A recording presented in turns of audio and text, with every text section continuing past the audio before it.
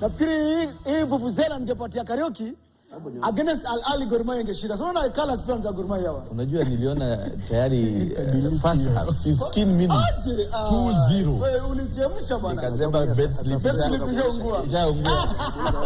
Tuangalie kwa haraka. Slip ya hii wiki mambo yatakuwaje? Na Bitcoin versus Leopards, United Stars versus Shabana, Manchester City dhidi ya Arsenal, Southampton dhidi ya Ipswich, Juventus dhidi ya Napoli, Inter Milan natakabana kwa Kiamboni dhidi ya AC Milan katika ligi ya Italia, Bayer Leverkusen dhidi ya Wolfsburg, Stuttgart dhidi ya Borussia Dortmund, Valencia dhidi ya Girona, alafu Villarreal dhidi ya Barcelona ambao kwa sasa wanaongoza ligi ya Uhispania. Tuangalie kwa haraka mimi niliwekeza vipi, niliegemea wapi. Hii ndio slip yangu, slip ya Hassan Juma Bitcoin X2 Ulinzi Stars Shabana under 2.5 kwa sababu ligi za nyumbani huwa hawafungi mabao sana. Mancity Arsenal GG. Mchezo kwa utuzo lakini jamaa huenda akapata kitu hapo. Southampton Ipswich under 3.5, Juventus Napoli 1x, Inter Milan AC Milan over 2.5, Leverkusen Wolfsburg 1x, Stuttgart Dortmund x2, Valencia Girona x2, Villarreal Barcelona. Steve Mkangai, what do you make of my slip? Unaona slip? Na nafikiri ya kwanza tayari ushapoteza. Nitakupa direct. Ukiangalia mara mwisho Leopards kumpiga Bidco ilikuwa 2020. Wamekutana 8 times. They are turning their 8 times. Round hii. Ngoja 8 times. Bidco amekula Leopards mara 5.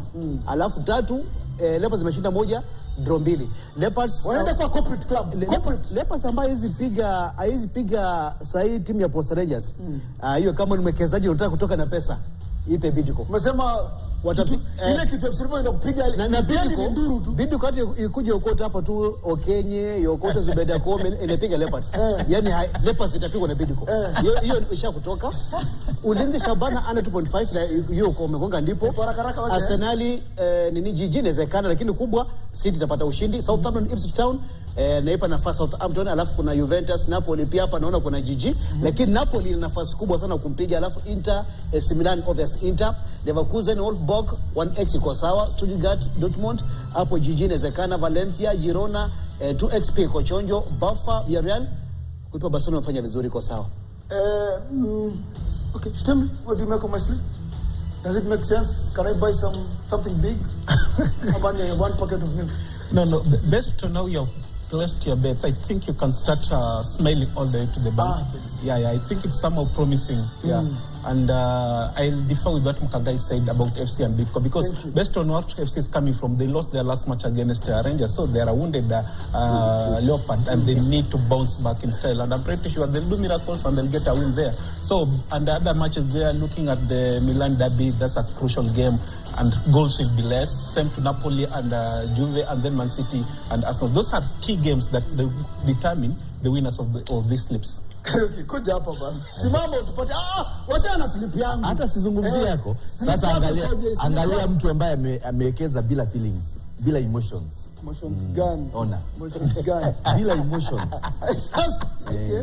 Hapa nimemsikia Shitemi siji hakuna emotions, nasema ni wote wawili naenda pamoja. Unaonaje Mkangai? Unaona kama nimejaribu? Na nafikiri with that one labda kwa haraka ni AFC na Bidco, hii mechi ya Bidco 1x ama GG inawezekana, alafu Ulinzi na Shabana GG pia inawezekana, ndio ambazo zitakuwa na wakati mzuri. And ile Man City Arsenal ni vigumu sana, over 2.5 inawezekana. Alafu Southampton Ipswich Town, hapa Southampton inaipa nafasi. Ile ando umekopi mwanzako boss wetu. Juve Napoli, Juve kumpiga Napoli ni mtihani. Inter AC Milan, Inter Leverkusen Wolfsburg hapo iko sawa. Dortmund kumpiga Stuttgart, naona both team to score, alafu kuna Valencia na Girona tricky, alafu naona Barcelona kushinda imegonga ndipo hapo nakupa angalau 8 out of 10. Tell me without feelings. Tutarudi ile place ya Al Ahly na Gor. Hapo kwa Valencia na Girona ushapoteza. Kwa nini?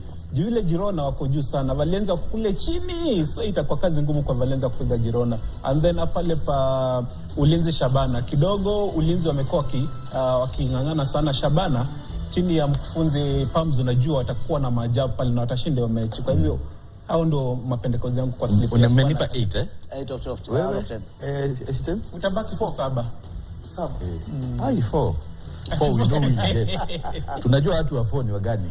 Robi, Tusikie Didio. slip yako iko Ya Didio. Didio inamaanisha nini? Didio, ni muumini. tuangalie slip ya Robi.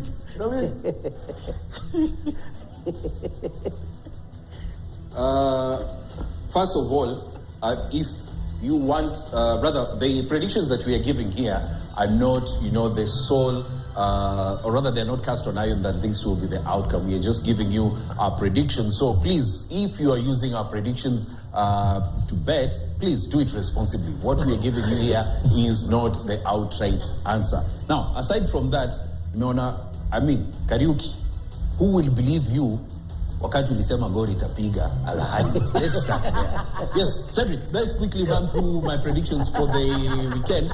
Yes, Bidco versus FC. This will be a low-scoring game. Probably less than 3 goals. Ulinzi versus Shabana. Shabana will be the first game for Shabana. This is not what I predicted. I said Shabana or a draw, not Ulinzi or a draw. Shabana or a draw. Mancity versus Arsenal. I see games in this tie unless Arsenal go with that haram football as they played last week. Southampton versus Ipswich. This is a game that is going to have goals. Juventus versus Napoli. Also a game that is going to have goals. Inter Milan versus AC Milan. Inter, currently, they are on a good run despite AC Milan winning 4-0 last week. I see Inter getting a win or a draw in this tie. Bayer Leverkusen versus Wolfsburg. It's a Leverkusen or a draw. And then Stuttgart versus Dortmund. I see more goals in that tie. Valencia versus Girona. It will go either way. And then Villarreal versus Barcelona. Remember, Villarreal is in form at the moment. Also, Barcelona is. But I see the Catalonian side getting a win or a draw. Now, Cedric, I want us to switch from what I have here. Let's get into the big game of the weekend. We begin with Arsenal going all the way to the Etihad, taking on Manchester City. What are you expecting from this tie? Luckily enough, they are buoyant. They said that they haven't lost any game, and they are actually trying to close up the gap from the league leaders, who are the Man City. And how do you close it? You close it in a style by either picking points from their backyards, which, and again, it's going to be a tough end to them, given the essence that also Man City, they don't want it to drop it easily, and they're actually there to mark the space as if they're the king of that particular league. And going by the kind of the player that they're presenting now, the demise that also has befallen them just the other day. Yes, De Bruyne has picked an injury, of which it is in doubt according to us, because today, following Pep was literally telling us he's faring on well and he might be bouncing back at that particular match. And again, it might be just a gamey kind of game and also a mind kind of game to Arsenal.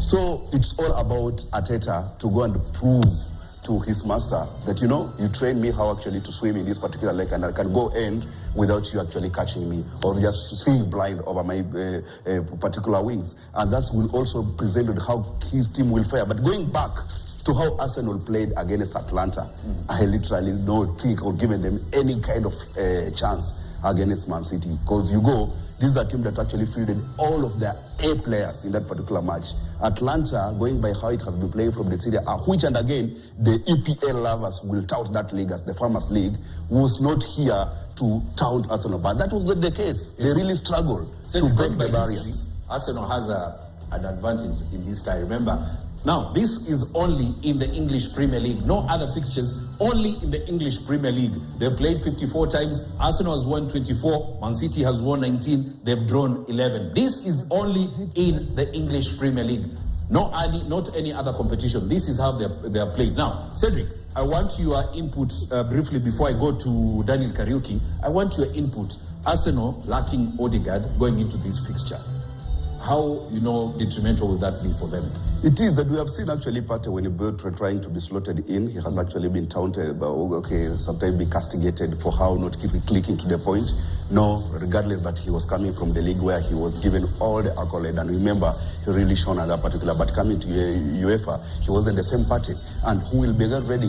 Jorginho maybe will again still training that particular central midfield with Partey. If they doesn't click, what does it mean? they will be giving more room for the Man City midfielder. If De Bruyne will be okay enough, will be swinging into the Let's say De Bruyne will not play. Ike Gundogan will be there, and you saw the value that he later brought in UEFA. He's still on form. He's a kind of a player who does not actually think twice. He's always thinking on how to hit the target, and he progressively move forward. Who else? Man City will be, Man City is not a kind of a team that will implore the tactics of defending. They will defend by attacking. And if you defend by attacking, you are pushing your opponent back to your goal. Who's winning? Man City will come out of this particular battle. Man City will come out of this with a win. Now, Daniel Kariuki, I want us to move away from Arsenal. I know you want to talk about Arsenal, but because of time, I want us to move away from Arsenal. Let's go to Inter Milan taking on AC Milan. This is also a big fixture this weekend.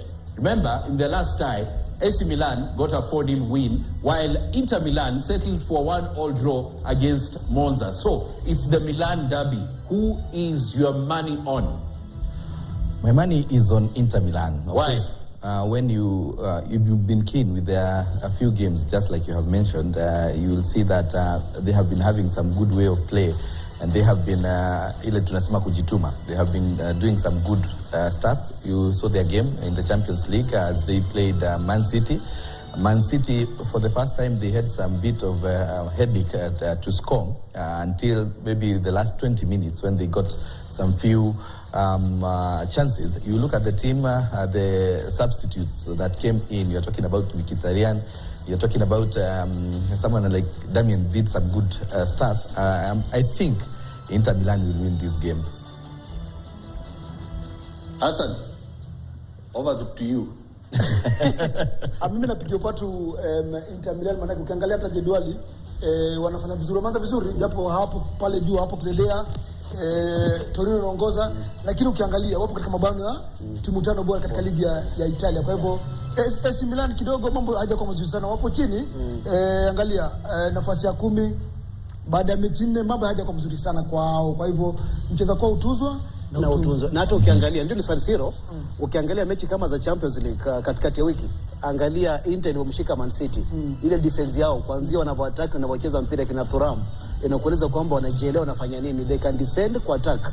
Lakini angalia AC Milan walifunga Liverpool dakika za kwanza, kisha wakageuziwa mabao matatu. So inamaanisha kwamba ukiangalia kwa ubabe Inter Milan ni wachezaji wazuri, wamekuwa pamoja kwa muda mrefu, alafu ukiangalia kitu kingine ni bingwa mtetezi. So na atakuwa nyumbani. Kwa hivyo asilimia kubwa mashabiki watakuwa na Inter Milan. Kwa hivyo hii ni mechi ambayo nafikiri aliosema Sedo kwamba City kumpiga Arsenal, hii pia ni sure bet kwa Inter Milan. Tuangalie Juve na Napoli. Manake it's another big match Syria. I don't know, what do you make of this? Yeah, both of them have been on a good run, and I believe it will provide us a very entertaining game based on the fact that indeed Juve, they are coming last season, they never showed up, and Napoli also they struggled at the end of this season. But the arrival of a player like Lukaku has revived that Napoli side and is looking very dangerous. So it's going to be one of the most interesting match. But this match will definitely be won on the defensive side, who will be able to try and curtail those attackers, because both sides have good strikers, and it will be all a matter of minimal chances to get and utilize it. But the defensive side will play a key role in this match. Taraki, briefly. Yeah, Juve. I think Juve is doing some good stuff. Ukiangalia kwenye hiyo bet slip yangu nimeweka moja kwa moja, nimempa Juve.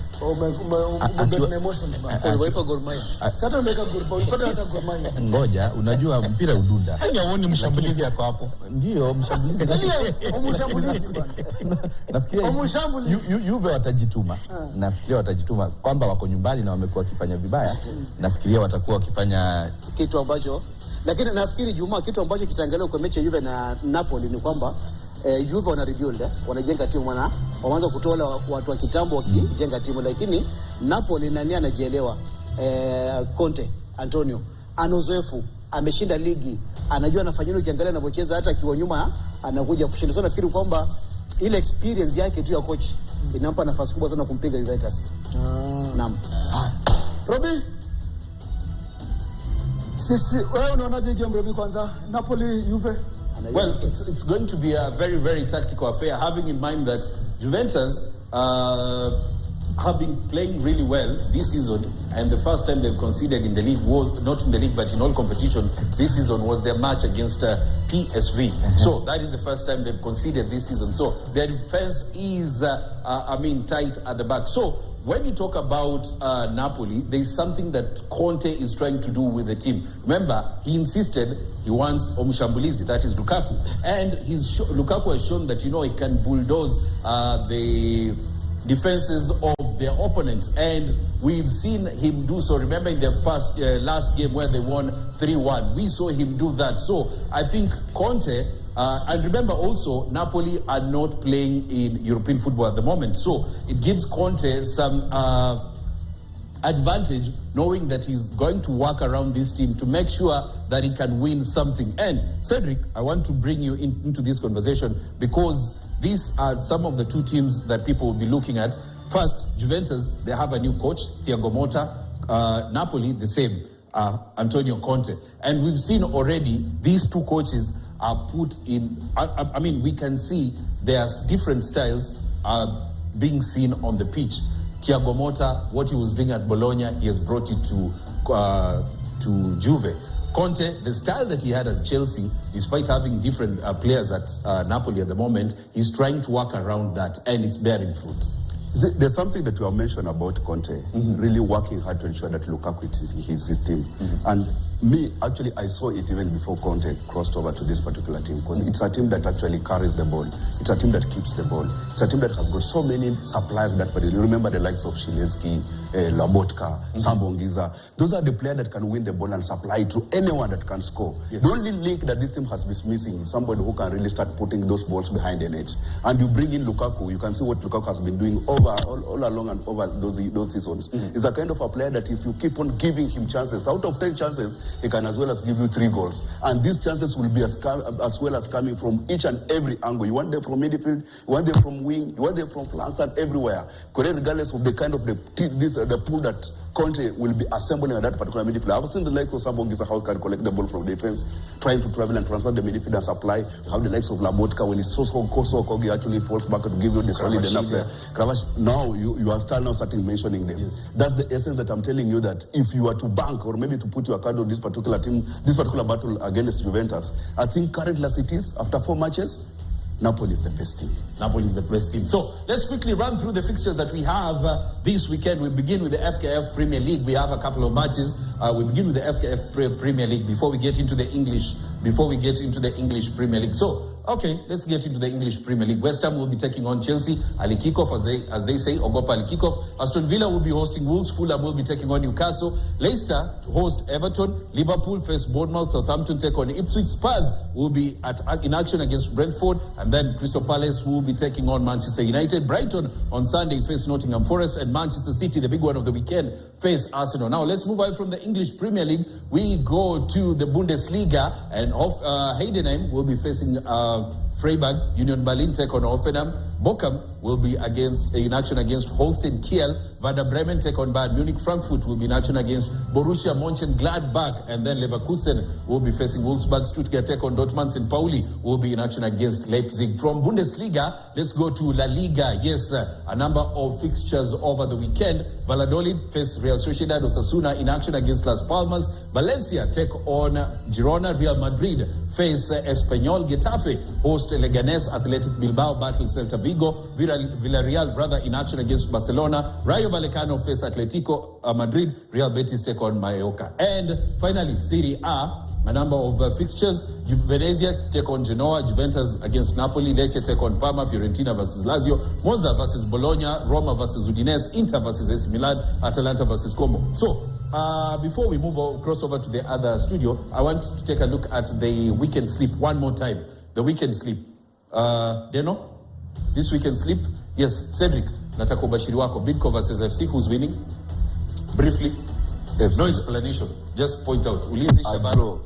A draw. This is also a draw. A draw. City versus Arsenal. City will win. Southampton Ipswich. I predict a draw. A draw. Juventus Napoli. Napoli will win. Inter AC Milan. Inter will win. Leverkusen Wolfsburg. Leverkusen will win. Stuttgart Dortmund. Dortmund will win. Valencia Girona. Girona will win. Villarreal Barcelona. Barcelona. Now, still with this weekend sleep, Eshtemi, Ishtemi. Where are you?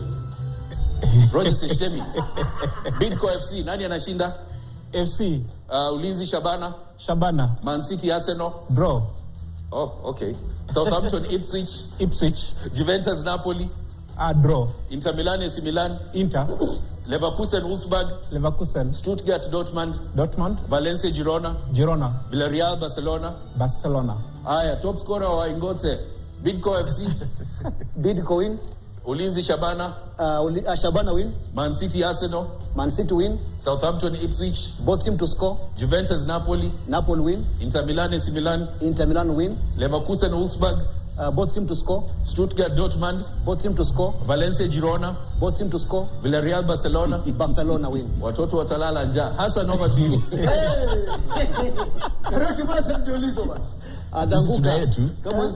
Tuna yetu. Lakini nimesikia ya Mkangai ndio watoto wanalala njaa. Kwani amesema